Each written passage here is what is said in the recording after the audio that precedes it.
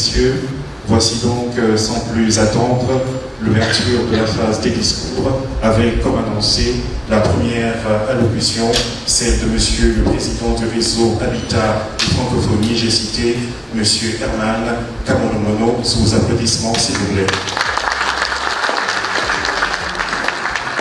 L'honneur m'est choix de prendre la parole ce jour au nom du réseau Habitat et Francophonie pour souhaiter la plus cordiale des bienvenues en terre gabonaise à l'ensemble des participants venus de 22 pays de l'espace francophone. Si les effets de la crise du logement ont un impact sur le bien-être social de nos concitoyens et sur la stabilité de nos pays, la recherche des solutions doit donc demeurer un impératif pour nos États et pour nous autres catalyseurs de cette recherche de solutions. C'est pourquoi la conférence qui nous réunit aujourd'hui constitue un cadre idéal concourant à l'atteinte de l'objectif de recherche de solutions. La France est et restera mobilisée au niveau international à côté de tous les partenaires, dont ONU Habitat, afin de promouvoir ce droit de l'homme qu'est le droit au logement. Comme vous pouvez le constater, nous restons mobilisés à titre multilatéral afin de trouver avec vous les moyens de réaliser au mieux cet objectif d'un logement abordable à ceux qui en ont besoin. Selon les Nations Unies, environ 2,8 milliards de personnes, soit plus de 30% de la population mondiale, vit dans un logement inadéquat.